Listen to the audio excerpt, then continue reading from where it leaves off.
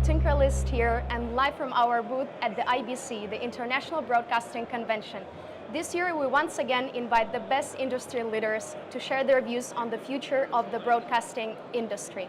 And together with me today is Jenni Rutherford from Meadowlark Media.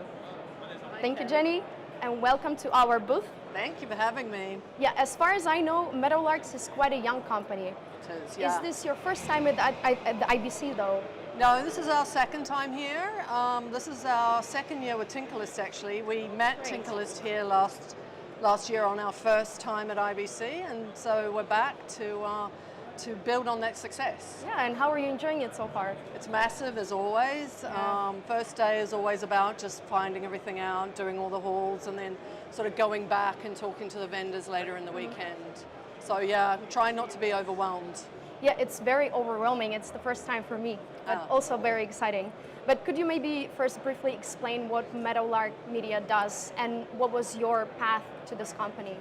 Sure. So Meadowlark is 2.5 years old. We're effectively a startup. We're founded by two ex-ESPN executives and talent. So we have sort of two major strains to the company. One is podcasts and video and a fast network, and the other is documentary. So we work very closely with Apple and Amazon in particular. And then on the fast network side, which is more relevant for this chat, we have about 40 hours of content that we produce a week out of Miami and New York. So we have studios in Miami and New York, which we've just built. Yeah. So you're mostly concerned with content creation? Yes, content creation and sort of television type networks. It's been an interesting ride, yeah. And what would you say are the main challenges that content producers face in the last few years in the industry? I think it's been a couple of things. I think one is location. So with the pandemic, it sort of accelerated where you could do your content. Our offices are small, we're small, so the use of the cloud and remote technology and remote working allows us to be bigger than we actually are. And then I think the other thing is for producers in particular, just the heaviness of production, especially video production. So a lot of our aims is to reduce the load, but keep the quality. I see. And have you already seen any interesting solutions to move your production to the cloud maybe, or to reduce that impact that the production in the office has in the environment in general? Yeah, it's all about moving to the cloud. So we sort of operate an on-prem hybrid system, on-prem and cloud, as we sort of look for stable and scalable technologies. Again, we're young. So our main thing is sort of making sure that those technologies will help us support what we're doing. So we do a lot of live to tape. We operate in audio, so premium audio is important, but also premium video is important. So we don't want to compromise on both of those things. So finding a way to service multi-audiences on multimedia or multi-platform. So it's kind of a 3D approach, 3D, 4D approach. Yeah, indeed, there is a lot of benefits in the cloud production, and I think one of the biggest ones is that it's a much greener and a much more environmentally friendly production. And media industry in general is known for being one of the biggest contributors to the climate change.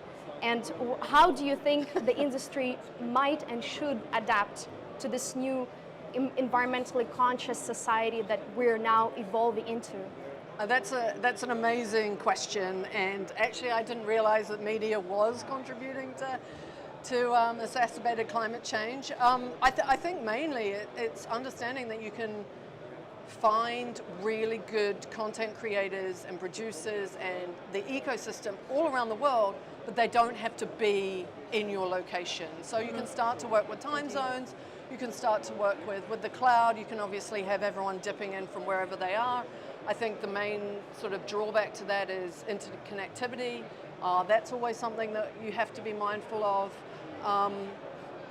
But there's a lot of remote. I think you can cut down on travel. Now, I work in 3 markets, so I certainly am contributing to it, but I think in general, making sure that you have a good remote base on top of who needs to be on-prem and when they need to be on-prem, as well as the technologies that support whatever, wherever. So that's Yeah, of course. There, I think after the COVID pandemic, there has been a huge push to moving to the online spaces. Yeah. But there is another challenge that I think is very important, and not many people still talk about it, is the way the AI affects the media production. And for example, with the sports and live sports broadcasting, as far as I know, Meadowlark Media also started focusing more on sports. How do you think, considering that there is a new implementation such as AR, VR, and the views of the viewers are changing and they're demanding more, how do you think and how do you anticipate AI-driven technology to affect the industry in the future, and how we should adapt to this AI? I think it's broad. I think AI is such a broad term. I think it's often used incorrectly when you're trying to describe technologies that can read data and can then start to do machine learning, right? So there's a lot of parts to it. I think there's a sinister part that ethically, as journalists and people in the media that have the privilege of producing data and information for the public, have to be very concerned about, and we have to keep ourselves in check there. But I think there are incremental improvements that AI can for sure help. Translation, transcription, logging, those types of things that often slow down a production, that you can do at 85 or 90% and it's okay. And then you can put your humans potentially on other things, and there is a craft to the human side of things, and that's where you're starting to lessen the load. So we do a lot of AI sort of in that low-hanging fruit side of things at the moment, that we A, know it works, and B, we kind of trust it a bit more, and then, you know, you sort of, depending on the level of translation you need or the level of transcription you need, that's sufficient because it allows us to automatically log an hour-long interview, and then we can get stuff done. So you can do that in minutes instead of what was a couple of days in adding to the production. Where it goes from here, I think this is what's great about IBC this year, is that it's tackling those thoughts, and it's really coming into the mainstream conversation. So we'll see. I think in terms of premium content, which we try and be in a little bit more, it's got to have that craftsman, that artisan touch. And so it's just understanding the balance of where you can have the machine help you and when it needs human eye and taste quotient. Yeah, of course, it's always about finding the balance. Yeah. And how is, most importantly, Meadowlark Media adapting to this very fast-changing environment of AI, of the more environmentally conscious society and things like that? I think by coming to things like this and sort of meeting of the minds and understanding what's out there, I think it's sometimes your head down, especially in content, you're just doing what you know. And so I think it's important that the industry is continuing to sort of meet and talk and network about these sorts of things. So and a conference like this is really important.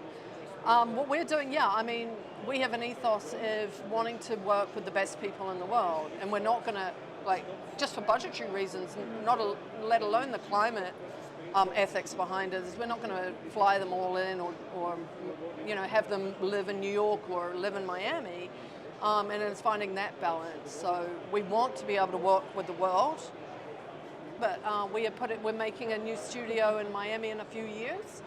So the time is now to really look at those technologies and make some educated guesses on where content will be in 2 years' time and what we want to be making, both in a location, but also like how do we sort of extend our cloud strategy. I see. So you're trying to build meaningful connections here. Right, yeah. We collect all the vendors and then we mix and match, and I really love the international feel of IBC, and even though we're an American company, I think there is real value in looking at what the world has to offer, and sort of creating an amalgam of vendors and networks around what we're trying to do. I see. Well, hopefully next year you're going to have your own booth, and we can then be the visitors at your booth. Okay. And this is it for today. Thank you everyone for joining us at our booth. And with me was Jenni, and thank you everyone. See you in the next one.